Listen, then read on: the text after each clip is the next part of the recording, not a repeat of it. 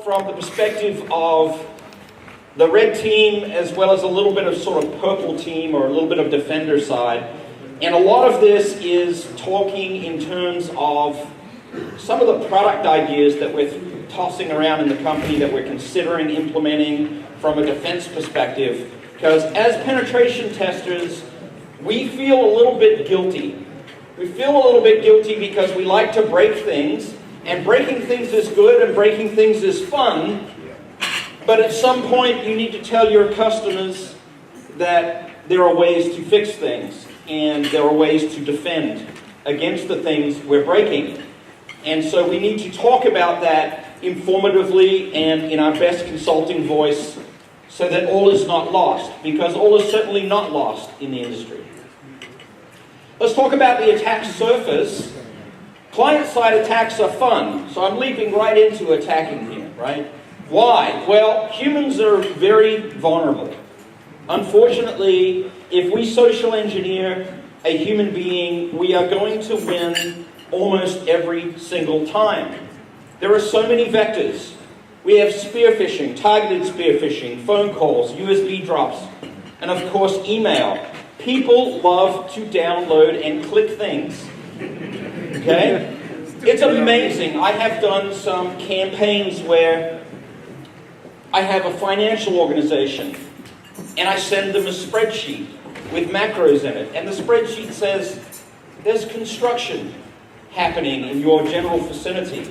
Of course, this is after a lot of reconnaissance, and the spreadsheet gives them details, time and dates of the construction, exactly what's going to happen, and then it gives them a very clear instruction at the top of the actual first page, the first worksheet, that says, if this thing says, do you want to enable the macros, click here.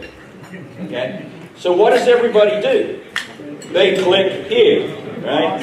And then they run my payload, and my payload gives me a backdoor shell into their environment. It gives me a foothold in their organization. Not only that, for one of these engagements, the president of the company, that's the guy I normally don't want to catch, right, with a fish. The president of the company replied to me saying, can you please provide me more details of the construction that is occurring in my area? Because what your email said was not quite clear after I've got a backdoor shell on his system. And I'm calling the customer, the sponsor of the test, going, did you mean for the president of the company to be in the list? Because he is. And yeah, so that was a bit embarrassing, right? So here are a couple of approaches with client side. We can always exploit vulnerable software, right? Traditional exploitation in the hacking world says we can exploit vulnerable software. That's great. There are so many opportunities. Operating systems are getting much, much better. You know, if you look at Microsoft, you look at Apple, you look at some of these other companies, they're getting better with their operating system patch cycles, and operating systems are patched. But guess what? There's this whole application layer. Everything runs in the browser now. Everything runs on things like Adobe Flash and Adobe PDF. I'm not trying to pick on Adobe, but boy, have they been the gift that keeps on giving. I mean, love those guys, but, you know, Flash has been one after the other, PDFs and so forth, right? And that slide there is just a top 50 products by total number of distinct vulnerabilities in 2016. And you can see that another interesting thing here is that Android features fairly prominently, and people are not really talking about that too much. And then some operating systems, certainly Linux. We have Flash Player in position number 4. Thank you, Adobe. And we have a number of other things there. So, but we don't have to do that. As pen testers or attackers from the red side, exploitation is challenging, right? How do we know what versions of software people are running? How do we know there's not some defense software watching us that's going to catch us when we try to exploit? How do we know we're not going to get some sort of signature on our exploit? What if we have address space randomization, layout randomization operating? What if we have data execution prevention, DEP or EMET watching? We're going to fail because these solutions are going to block us from being able to exploit software whether it's a Stack Overflow or a heap overflow, it's going to block us from being able to run code in the data segments of that operating system. The defenses are good enough now. The defenses are good enough. So we don't have to do that. What's the alternative? Well, why don't we just create the malware anyway? Why would we bother exploiting a piece of vulnerable software if we go to our user and say, hey, click here, and the user says, okay, that sounds like fun. Let's click there. Okay? If I create the malware directly, the malware does not have to exploit any vulnerable application on the desktop or on the mobile device, right? The malware just has to do what I want it to do. And what I want it to do most of the time is to create myself a command and control channel back to me as the attacker, so then I can control that system and do what I will with it. Okay? So there's all sorts of ways we can do this, right? We could publish an app in Google Play Store. We could create some awesome spreadsheets like I talked about. People love running macros. We could do a Java dropper, some sort of drive-by download with pretty websites. We could even send somebody an executable directly. There are all kinds of ways to do this. So what are my possibilities for payload, for creating a C2 channel? Let's just say the offensive side has been very, very busy in the last 2 years. We have an enormous plethora of opportunities to create a C2 channel in order to exploit an endpoint. PowerShell Empire, MS Office macros, right? Metasploit interpreter, MS Office macros again. Standalone Visual Basic scripts. Executables and DLL content. I will admit this is a bit Windows-centric, but it just feels right to exploit Windows. Okay? PowerShell Empire script staging. DNS-CAT for DNS covert channels. There are so many opportunities for us to create a C2 channel out of a network to begin to actually be able to exploit the data or the intellectual property in that environment. Just a quick word on Metasploit. Okay, everybody may or may not be familiar with Metasploit. It's quite an old project now. Metasploit goes way, way back, right? It's an exploit development and research toolkit that is used quite often by penetration testers. The thing with Metasploit is people think that it's no longer useful. You'd be surprised at how useful it still is. 64-bit binaries in Metasploit are amazingly efficient at exploiting desktops. Everybody's using 64-bit stuff these days. People have given up on using 32-bit. Here's the other thing. We can use a legitimate Windows binary, for example, write.exe or notepad.exe or something like that, to actually stage an exploit for our C2 channel, and then create this thing using an exe-only option in MSF Venom. And I did this on my desktop with Microsoft Security Essentials, well, I think last week or on the weekend, just to see whether Security Essentials complained. And look at this, I actually scanned this directory, and the directory contained a couple of payloads that were PowerShell scripts. It contained DNS-CAT2, which is admittedly a custom compiled version by me, but it's a DNS covert channel. It contained a group policy preferences enumeration script. It contained two 64-bit Metasploit payloads, and I believe it also contained netsession.exe, which is Mubix's custom program for enumerating environments. And Security Essentials said, okay. Everything was green, right? So the endpoint protection solutions are not working in all cases. And this is what I've discovered in my penetration testing experience. If you create a malware binary that's 32-bit, those endpoint detection and prevention solutions will jump on it immediately. You create one that's 64-bit, and they kind of turn their head the other way and go, I don't understand what 64-bit is. That's weird, right? And I think it's the legacy of the protections. You know, I've probably got people in the industry, they're going to say, come on, Joff, we know how to do 64-bit. Well, show me, because I'm actually not seeing it yet. Okay, so we create write.exe with our payload. Okay, so we're using write.exe, which is a template for this payload. The payload is a C2 channel that's coming over at us. Okay, what we're doing by doing this is we're modifying the .text section in a PECOF file. we're taking an executable file, the original template being write.exe straight out of the Windows operating system, and we're putting our payload into the .text section using this exe-only version of the output, and the section header gets tweaked and modified to point to our direct shellcode. What I'm showing you in the bottom of the slide here is the shellcode has been just disassembled with MSF Venom and ndisasm to show you the first few bytes of the disassembled payload, and then I'm showing you a screenshot of PE Insider, which examines the structure of a portable executable file, and inside of PE Insider, you can see the normal structure, or what should be the normal structure, of write.exe, only it's got shellcode payload actually inserted into the text section of the file. It's actually quite sneaky, and most of the headers remain exactly the same as they would in the original write.exe, and this thing does not get flagged by any virus.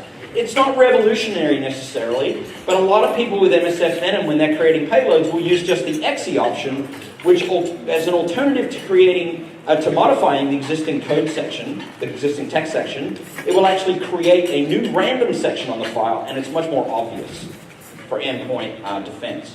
So there's some tricks you can do, is what I'm saying. By using templates, by using different options, by using different encoding, even Metasploit being admittedly an older project now, handily evades endpoint defenses. Still handily evades them. So C2 channel established. Now what? So let's make the assumption your spear phishing campaign has worked, and you've established a beachhead, or you've established that first position in a network, and we'll assume that your goal is to exfiltrate sensitive information. You're going after something interesting. What do you want to do next? Well, what we want to do next is some further reconnaissance, more than likely. We want to escalate our privileges as an attacker, and then we want to pivot or laterally move in the environment. This is the stages of a classic attack, right? I establish my beachhead, my first position in that environment. Now I want to get some privileges. I want to laterally move. I want to, escalate. Escalate usually first, because escalation takes precedence in terms of being able to laterally move in the environment. And I want to start looking around and get the data I want, get that intellectual property I want out of the environment. So some of the things that we have in our arsenal today to do this are some awesome tools. PowerShell Empire, fantastic project. Powerview, related project. Metasploit. We all have a rich set of post-exploitation tools in these projects that allow us to get an amazing amount of information out of an environment. Okay? Some Metasploit examples for post-modules. WinEnum. Enum 80 users, Enum 80 groups, 80 computers. Thank you, Carlos Perez, because they're mostly his modules, by the way. I don't think Carlos is here. Unfortunately, he had to leave. Metasploit's extended API. Okay? ADSI computer enum, DC enum, group enum. What's going on here is we're effectively using Active Directory to give us an enormous amount of reconnaissance information against our target or against our customer, if you like, right, as part of a pen testing context. It's almost like Active Directory was built for us. Okay? That's not exactly true, but it's almost like that, right? PowerShell Empire and Powerview.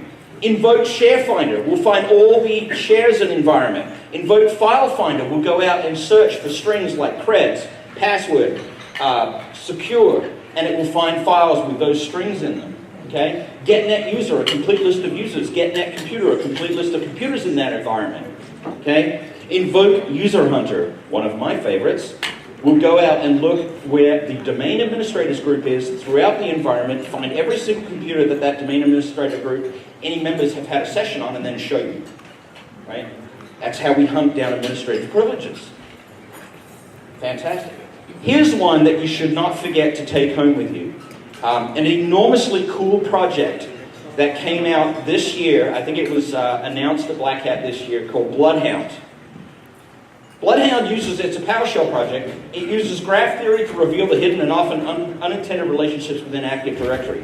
The idea of Bloodhound is it can not only be used by attackers, but it can also be used by defenders to obtain all of the groups in your environment, all the users in your environment, all the computers in your environment, all of the sessions that the users and the computers have in your environment, export them all to CSV files, comma delimited files, import them into a database, and then visualize them in a nice, pretty graph and be able to search for paths through the environment that give people privilege escalation.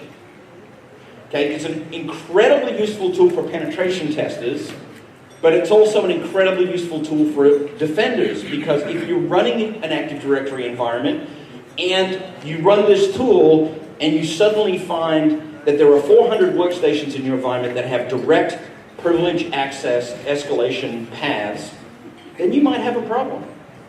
Okay? You might have a problem, and you might want to address that. But even given those fancy PowerShell tools, we don't have to actually use them. We can live off the land. Okay? If we only have a simple backdoor shell, maybe we've got a very simple Python script that's been wrapped in an exe and we only have a simple backdoor shell, we can do things like this. Net users / domain, net group domain admins, net group enterprise admins. A lot of people forget about that one, by the way. Enterprise admins being forest level administrators, users. Net group domain controllers. All of these commands give us immediate reconnaissance in an environment as pen testers or even as defenders. Immediate information just from a command shell in an environment. What about escalation opportunities? So we're in there as an attacker and we want to escalate. Well, what are we going to use? There's some awesome PowerShell here, and I have to say it's gotten a lot easier for us on the red team side. So we go out and we download powerup.ps1, we download powerview.ps1, or we have an Empire shell running. Empire allows us to establish separate command and control. Okay, and then we run some really cool checks. Get GPP password, which is get group policy preferences. Group policy preferences are things in the system volume in a domain that are in XML format. If you forget that these things are reversible from the encryption perspective and you put an administrative credential in your group policy preferences files, guess who's going to find it? Right? Especially if I'm doing the pen test. Why? Well, Microsoft openly published the AES 256 encryption key to reverse XML files in group policy preferences. You would ask, why on earth would they do this? Well, because they said it was a convenience tool. It's not intended to be a security mechanism, and if you choose to put domain or local administrative credentials in your group policy preferences XML files, that's your fault. Okay? That's your fault. So we have a script to enumerate that. But there are so many other ways to escalate, right? Invoke all checks. Unattended XML files left over by sysprep, for example. Files with sensitive credential data on shares. Overprivileged users. Misconfigured services. Misconfigured ACLs, service paths, service axes. The always install elevated registry key. Path DLL hijacking. Invoke all checks out of the Power Up project, also in the PowerShell Empire project, enables us to automatically enumerate every one of these things in the environment and prints it out on the screen so we immediately know whether we can escalate. I mean, I know by running this slide, effectively, this slide, I know whether I can escalate an environment within 5 minutes of being there. Okay? Pretty cool stuff, a lot of good automation. Pivoting and lateral movement. Okay, assuming we have domain admin or widespread locally administrative credential. Yes, it does. It assumes that we have that. You cannot laterally move easy in a Windows domain environment unless you have that. With standalone commands, binaries, Metasploit, or Empire, we can pivot. The age-old method we use to pivot or laterally move is called PSExec, also known as invoke PSExec in the PS Empire project, invoke WMI, or invoke PS remoting. What are we doing here? Well, when we do this, we are actually executing a process on a remote system, and the process that we're executing on that remote system under the domain administrative credentials or the locally administrative credentials that we have obtained is designed to give us an additional C2 channel back to us on the attacker side. Now let's talk about hunting for this stuff. Okay, so that's the offensive side of my talk. Now I'm going to talk about a few different techniques that we can consider for hunting for this activity. The end of this slide deck is by no means the comprehensive way that we can hunt for this activity. But it is driven by the fact that I'm a pen tester and that I have certain techniques that I know about, and I know that I'm going to leave footprints in the environment, and knowing that I'm going to leave footprints in the environment using these certain techniques, I can write code or use mechanisms and methods to actually detect those footprints. And that's what I feel like us in the pen testing community, we have an obligation to tell people these things, to tell people how we do our craft so they know what's going on. Because if a pen testing company or a pen tester is using these kinds of techniques, admittedly in a short time window, surely the attackers, the bad guys, are using similar techniques. They may do it slightly differently, but they're going to use similar techniques. So what is hunt teaming? So hunt teaming is a word, it's largely defined by us in the SANS community, okay, is actively looking for advanced attackers. Advanced persistent pen testers or attackers will bypass defenses. Feel like that one? Advanced persistent pen tester. TM. Right? We kind of came up with that one in a presentation recently at DerbyCon. Actively hunt for C2 and post-compromise activity. Right? We must have close coordination with a security and operations team to do this. We must be able to analyze lots and lots of data in order to be able to actively hunt for attackers. Why lots and lots of data? Well, because we're going to look at log information, and log information is copious. The problem with log information is not only is it copious, it often goes to the SIM or the syslog server somewhere in the back end of your environment, and nobody looks at it again. That's the challenge. We've got to actually start analyzing this data and be able to pull the needles out of a haystack. So if we assume the defenses are broken, the compromise will or already has occurred, we can start changing our thinking in terms of how we respond to that. Just think about that again. Most of the current appliances and solutions in the security industry today do not make the assumption that a compromise has or will already have occurred. What we're saying here is compromise has occurred. Now, how are you going to hunt it down? How are you actually going to take action to shorten that dwell time between when that first initial position in the network is achieved versus when that attacker has laterally spread out and moved and gone quiet and gone very slow in your environment? That initial dwell time is very important to address. So we're going to take a more data analytical approach. Initial focus is going to be on the macro level rather than the individual endpoints. What we want to do in hunt teaming, or at least one approach, is examine the patterns and behavior of the live network activity that's going on in the environment. Look for deviations from baseline. Examine artifacts of potential compromise. Compare the endpoint data in a larger context. If you think about peer stations on a network, let's say they're all human resources or they're finance, those peer stations on a network are going to behave or should behave quite similarly, right? It's sort of this good citizen versus bad citizen approach. Those peer endpoints should look very, very similar.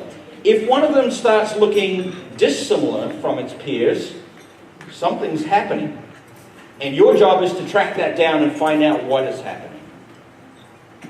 So some techniques, and I'm just sort of going to go through a smattering of different techniques for consideration. You could dive into a lot of detail here, and I'll dive down a little bit, but frankly, there's not enough time for me to give you the full lowdown on all the detail, okay? First of all, I think some of the forensics people in the room will appreciate this. Just who are you talking to? Look, if an endpoint is talking to somebody in, I don't know, I'm going to pick on a country, maybe China, North Korea, that's probably not a good thing, right? If the endpoint is talking to, unless that's intended in your environment, I'll put a little context around it. If an endpoint is talking to something that's on a known IP blacklist, or a known domain generation algorithm blacklist, or known C2 channel blacklist, that's probably not a good thing. You need to be able to think in terms of gathering this data en masse and analyzing it on a periodic basis to see if it's happening. Okay, to see if it's happening. It's baselines. So what about baselines? Well, just a note on baselines. If you don't know what's going on in your environment, if you don't have an inventory of authorized and unauthorized devices, if you don't have an inventory of authorized and unauthorized software, If you don't have secure configurations of your hardware software, you don't have base images, you don't have continuous vulnerability assessment and remediation, continuous use of administrative privileges. In other words, if you are running in an environment where you haven't got what I would call sort of the fundamental 101s of operating relatively securely in the world of IT, then you need to start there. Okay? There's no point in hunting for activity if you don't know what your baseline looks like. You must know what your baseline environment looks like before you can actually start hunting for deviations. Here's some ideas. DNS logs. DNS is an amazing wealth of information that too few people are looking at. What if we logged all the queries and counted them? Okay? And when I say log all the queries, I'm not talking about log the server-bound queries going out to the internet. What I'm saying is log the DNS queries that are coming from the client side of your network. Log the queries that are coming from the endpoints themselves, and then do a statistical tally on them. Count every single record, question and response, query type and response type, and then add them up. Max, min, mean, median, and standard deviation. If any of those stations deviate from 2 standard deviations from the mean with any other amongst any of these tallies, something's wrong, right? Now, I say this trivially like this is an easy thing to do. But actually, if you think about it, it's not that difficult to do. Who's a bro fan in the room? There's got to be bro fans, right? Bro, that tells you what's running on your network in terms of DNS transactions. You could write a script in bro to do this. Wouldn't be that challenging. Or you could write some sort of Python script, perhaps Python because I teach it. Okay? You could run Python scripts to tally up this information. It wouldn't be that bad. All right? DGA, this is a more sophisticated technique. I put this slide in at the last minute because I was sitting in the back of the room and I was talking to Carlos, and Carlos is so freaking wicked smart that I was like, I've got to put this slide in there. But domain generation algorithms. Domain names are used quickly in botnet context. Well, yes, they get generated, they get used, and then they're gone, perhaps dead and never to be used again. One of the challenges with domain name generation algorithms in the DNS context is that we need to be able to forwardly predict. It's not just about a static list of what is a bad domain name generation algorithm. You've got to be able to look forward. If you've got to be able to look forward, how are you going to do it? Well, you're only going to do it with some sort of artificially intelligent algorithm, with some sort of decision tree-based algorithm or neural network-based algorithm. This is going to be in many of the appliance products that you have. I'm pretty sure Dambala, there's some others. I'm not promoting any particular vendor. But the way you would do this, and I have a particular interest because I have some DGA research going on, is that you would do something like count n-grams, like 3 grams, 4 grams, 5 grams. You might use Shannon's estimate of entropy. You might use some distances of substrings to known English words. You might actually use measures such as ratios of consonants to vowels. And this is a bit of an English-biased slide, I have to admit. And then compare that data with known good domains and known bad domains and develop what is effectively a predictive algorithm to possibly predict what could be a domain generation algorithm. Okay? Possibly. There's going to be false positives. But it's better to have a few false positives and know that there might be something fishy going on in your network than not have nothing at all. False negative is a terrible thing. Okay? Proxy logs. Malware reliably depends on TCP port 80, TCP 443, right? Malware often uses HTTP user agent strings. Well, you know what user agent strings look like. Why don't you count the frequencies of all the user agent strings using a proxy or something on the wire, tally up those counts over a time period, and then sort them in reverse, and then start looking at the least frequently used user agent strings in your environment. If you start looking at the least frequently used user agent strings in your environment, I guarantee you're going to find some interesting operational artifacts, but you're also going to find potentially security challenges, right? User agent strings are used by malware to communicate back home. Often when they're used by malware to communicate back home, they're used in a relatively obscure context where they'll substitute a 0 for an O or something like that in a user agent string that looks very similar to a legitimate browser, right? You need to be looking at this stuff, counting them up, tallying them, taking a look at the data. Firewall logs. Obtain firewall logs with sessions set up and tear down information in them. 48 hours or more is preferred, depending on how you want to do your windows of time in analysis. Create a script that parses the log, shows the TCP session length. Think about this. In today's world of largely HTTP transactions, I know HTTP v2 is coming along as well, most of the transactions are very short in duration, right? You've got a browser that goes out and fetches an image, a page, this, that, and the other thing, but these are transactions that are occurring in seconds, okay? If you sort in order of session length and then you note sessions that remain open for, let's say, over 12 hours or over 24 hours, are these long sessions normal? That's the question you want to ask yourself. Why is a TCP session residing in my network for 24 hours or more? May not be normal. Is there a question? No? Beacons. Okay, this is where the math gets hard, and I'm not going to talk about the math. I'm going to talk about some possible mechanisms. There is a particular feature of malware C2 channels that becomes very evident in networks if you've got algorithms that can hunt for them.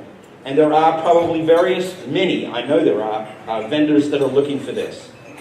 If we use a sampling method across TCP/UDP connection tuples and analyze the frequency of the communication, we can discover some very interesting things. And the interesting things really go like this. We actually did it in a lab at BlackHills. We took DNSCat, we took PowerShell Empire, we took Metasploit's HTTPS reverse TCP, we took Metasploit's standard reverse TCP, we took, I mentioned DNSCat already, we took a custom agent that we wrote, which we call VSAgent, okay, and we measured the traffic over time. And guess what? Every one of these things beacons out on a periodic basis, okay? It beacons out like a heartbeat, okay? That doesn't look like normal user traffic. That is algorithmically generated traffic. Why does it beacon? Well, it beacons because every device, every network has things like IPSs and firewalls, both on the device itself, on the perimeter of the network. Malware has to beacon, because if it didn't beacon, the TCP or UDP connection state would time out in those perimeter devices, and the malware would no longer be communicating back home. And that would make the attacker sad, right? So we can actually analyze this. Now, one of our analysts in the company came out of a robotics background. He's like, hey guys, I can apply a signals processing technique to this called a Discrete Fast Fourier Transform and convert the time domain into a frequency domain and then plot this on a graph. And if I do that, I'm going to see the beacons very loudly and very clearly, as opposed to what normal user traffic looks like, which is pseudo-random human behavior, and it's sort of noisy on the graph. So we create a frequency graph. And when we create the frequency graph, we get these very distinct spikes with all these malware C2 agents that makes them stand out like a sore thumb. Unfortunately, we do get some false positives as well. Things like backup agents that are sitting on devices, going back and talking to a backup server.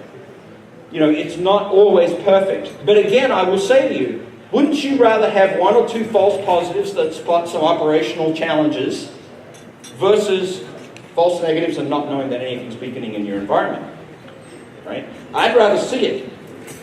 There's some alternative algorithms here that we're actually using in some product stuff we're doing called k-means, distance from nearest neighbor clustering. It's an alternative statistical approach to drawing out the same conclusions, which gives us some C2 beaconing results. HTTP user agent string, I think I already talked about that, so we'll skip that slide. Suffice it to say that if you have squid proxy as a one-liner, as I do in my house, you can determine what your kids are using that are really unusual in your own home network, and I learned that very quickly. HTTP URL length. Excuse me, URL length. So IRC 2616 does not explicitly limit the URL length, but it does give a recommendation. I'm going to fall right off the stage in a minute. I'm going to stop walking around. So the general recommendation is that web servers should not rely on URLs greater than 255 characters. Why? Well, that's 2 to the 8th minus 1. So that's a nice number. We like that number. Okay, so if that's the case, we can measure for that. Malware agents will often use long and complex URLs.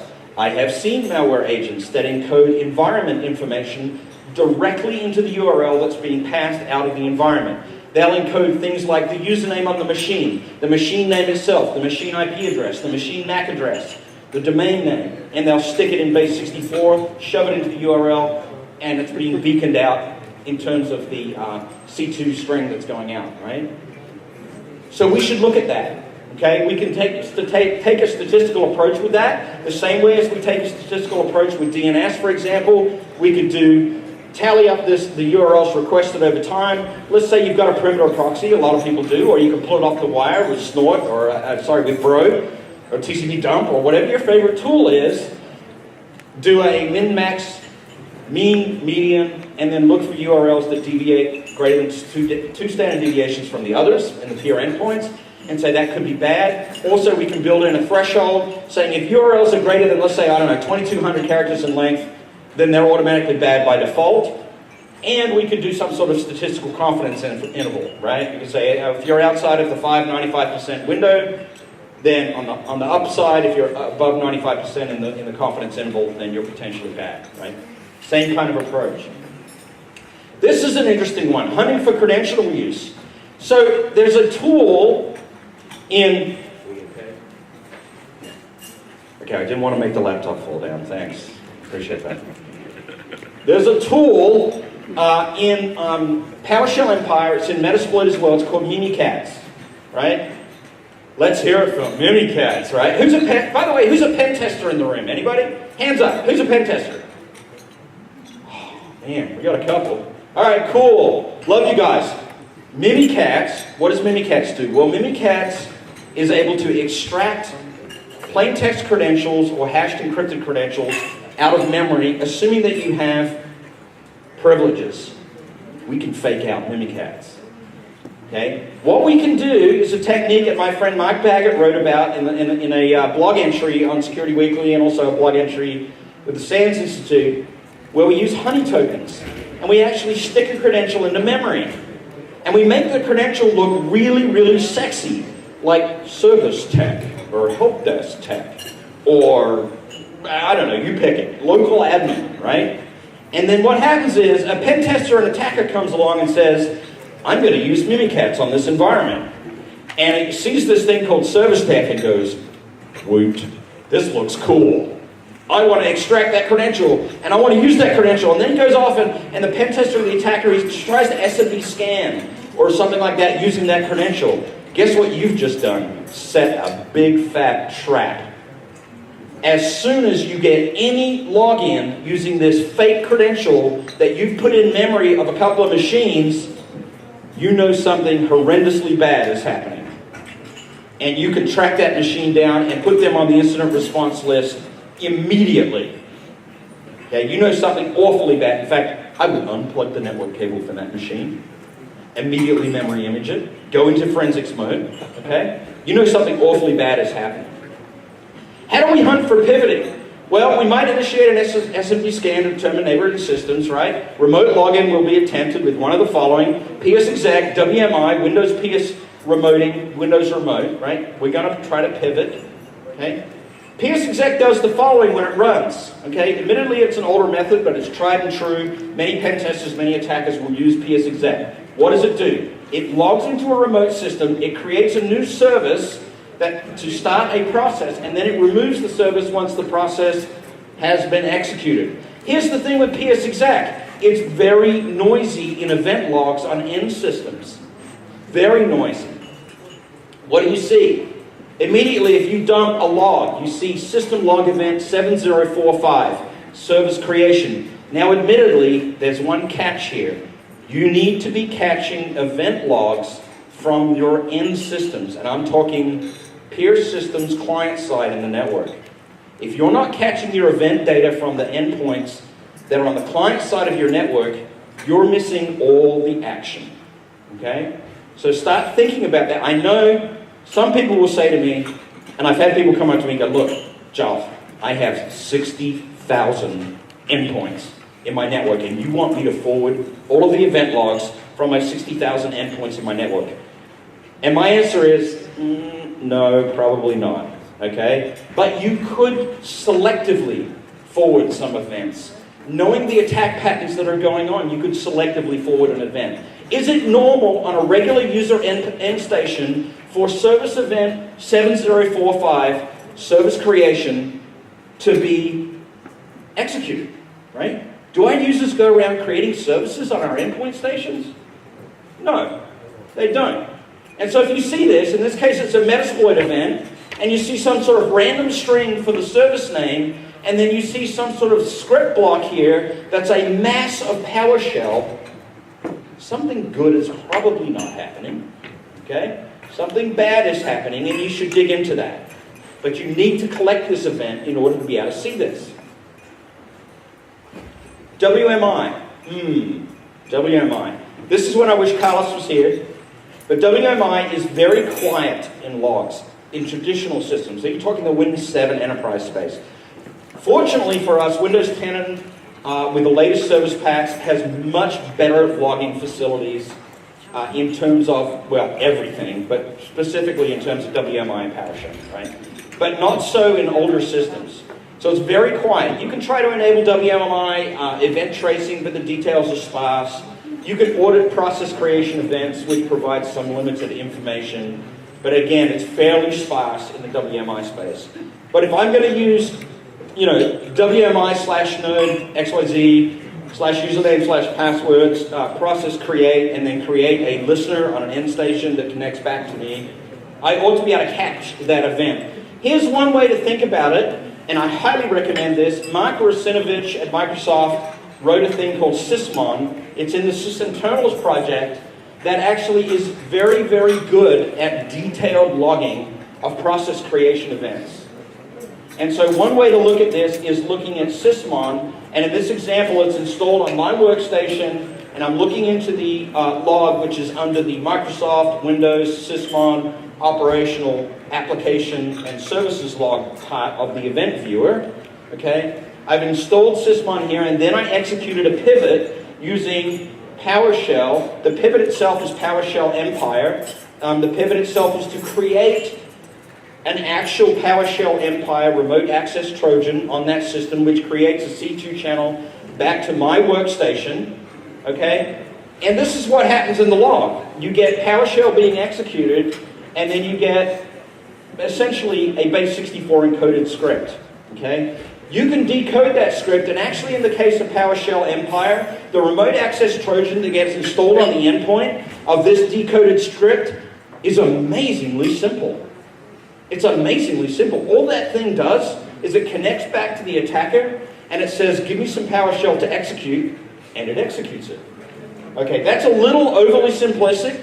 It also has an XOR basic RC4-like encryption-decryption algorithm in it, and has a dynamic secret key that gets generated, but that stuff's just the extra fluff around it. Essentially, the remote access Trojan that is Empire is a pretty simplistic animal. Connects back and executes a script. Once you decode this base 64, that's something you need to look at. Some useful Windows event IDs. I think I'm running a bit short on time. So we need to collect events from workstations, right? We should collect security and application event logs. 1102, audit log cleared. 4624 and 4625, login events, right? Success and failure. 4688, process creation. 4720 and 22, user account creation enabled. Something I didn't mention is as an attacker, I will often log into a system, and if I need some sort of persistence later on, I need to come back to that system, I might create a local credential, right? And when I create that local credential, I'm probably going to put it in an administrative group, and the administrative group more than likely is going to be a locally administrative group on that system, right?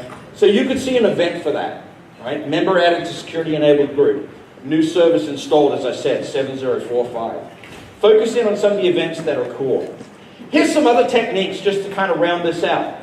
What software is installed across the domain, right? If you have based image systems, you have a gold standard in your environment, which most people do, you're going to install a particular set of software. And you should be able to go out with SCCM or even some PowerShell snippets or whatever your method is pull back that installed software list and compare it to the single baseline. If it is varying from that baseline, then you've either given your users administrative credentials, bad, okay? Don't do that. Well, try not to do that. It makes my job super easy, but okay, you've given them administrative credentials, or somehow some software has got on that system. What are the RunOnce registry keys across the domain? Old school, right? Count those strings across the environment by frequency and sort them. Look to see if something is different than it should be, okay? Look for the low frequency counts, for example. Here's some ideas, just simple ideas. They're not sophisticated PowerShell scripts. For those people who are PowerShell ninjas in this audience, I do apologize, right? Use ASLR or LDAP to query for a list of workstations.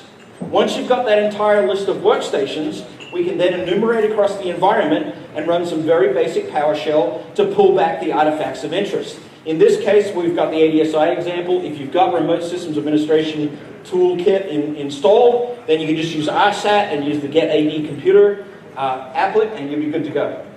Okay? Run and run once keys. Well, if you've got a credential cached in PowerShell administratively, invoke command, script block, get item, get the registry key item, stash it in a file somewhere, move on to the next system. Pull all that data back to a central location. And then perform your appropriate statistical tallies on that information to analyze it. Okay? WMI example of the same. If you've got run once, you can use this little script snippet, which has got the HKLM key here, and then the actual registry path. And then you create a WMI object with the namespace, the appropriate namespace, the computer target name, and then you can actually enumerate through that key and bring it back if you're a WMI shop. Just another way to do the same thing. Installed software. This one is a relatively simple thing. Get item from the software Microsoft Windows uninstall key. That gives you a fairly nice, concise list of software that's installed. Now, the bad guys are probably not going to install something on the system that populates this key, one would think. But again, if your systems are deviating in general, then you probably want to know about that. WMIC for hunting artifacts in the environment. Again, you don't have to actually code in PowerShell, is what this is saying. You can do a WMIC product get name version across all systems in your environment. You can use WMIC/node with the systems.txt, where the systems.txt file contains every single node listed in your environment, output into a comma delimited format, and then you've got a software inventory file, right? So that you can quite easily do some simple things to enumerate across your environment, is what I'm trying to point out. Okay? I'm going to skip that one. I'm going to mention this last thing because this last thing is kind of fun before I wrap up. There's this awesome registry hive on Windows 8 and up, or fully patched Windows 7 with some .NET versions and up, called AMCache. AMCache is a registry hive that's part of the Application Experience and Compatibility Toolkit in Windows. Essentially, Microsoft's little self-imposed rootkit. Okay? The nice thing about AMCache is that it stores some very interesting process information as every single process is executing in the environment. If you'd like to Google the reference for this link, look for AMCache and Goldmine. A gentleman by the name of Yogesh will give you some of the detail on this. It's very cool. So when a process starts, it actually goes through the application compatibility toolkit checks, and the process begin path is effectively like this. Okay? It looks up the import table, and then it goes through the AMCache shim to see if anything like registry key paths need to be changed. File paths need to be changed. Directory paths need to be changed. And then AMCache does its magic and then writes those details to this interesting little log. And the little log is actually a registry hive in later versions of Windows. The information that's stored in the hive includes the full executable path, the created and modified timestamps, the SHA-1 hash of the file, the PE linker, PE being PE portable executional common object file format, right? The PE linker timestamp, the PE header, and some file version information. Very cool information in a separate registry hive that is locked on a running system, and most attackers are not going to bother changing unless they're really sophisticated. You're going to have to kill the application compatibility toolkit process to unlock that data and to be able to change it, which is going to be pretty difficult. So using PowerShell, we can actually perform a little recursion through the AMCache registry hive. Local administrator access is required. This is where volume shadow copy is your friend. You can create a volume shadow copy and then mount the registry hive in PowerShell and then explore it. So here's an example of me doing this. I actually mounted the registry hive by copying it first from a volume shadow copy over to the desktop on my system, mounted it in the registry, and then just CD'd into the mount point from PowerShell, and then just started recursing through that information. Okay. What do I see? Well, I see all that interesting stuff, like the PowerShell script path. Like the process path, the parent path, the child name, the provider, some date and timestamp information, some hashes, some DLL dependencies, right? If you're interested in experimenting with a script I wrote that actually decodes some of this information, you can go to my Bitbucket repo and pull down a fairly crude script that attempts to do this for you. Your mileage will vary. I wrote this script in about 15 minutes, so, and I'm not a great PowerShell programmer. But by all means, feel free to go grab it, okay? So AMCache from the incident response and forensics perspective is a really interesting hive to explore, and I highly recommend that you explore that information, especially if you're in an incident response forensics kind of process. So in conclusion, we have to move from detecting known bad to seeking out probable threats. Hopefully everything I'm talking about is getting you towards that position and presenting some ideas to be able to seek out these probable threats. Another idea is leveraging the design of our networks and consider new design elements to help show you probable threats. What I mean by that is segmentation. I mean internal network segmentation. If you do internal network segmentation well, you can use the firewall logs on the internal segmentation to tell you when people are trying to pivot and laterally move in your environment, for example, right? It will log stuff like TCP 445 RPC DCOM communications, for example, right?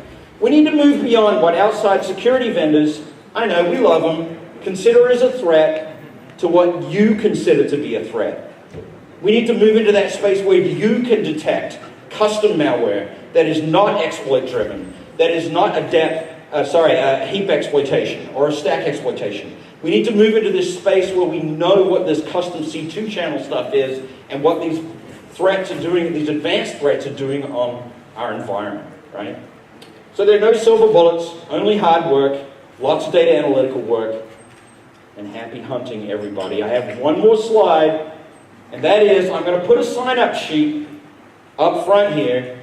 If you're interested in a Microsoft OWA 0 day, you can come to us and we'll give it to you. But in exchange, I'm not going to tell you today, in exchange for that, I would like your email address so we can put you on our list, on BlackHills list. We won't spam you horribly, but we will tell you about our webcasts and the things we're doing in the company.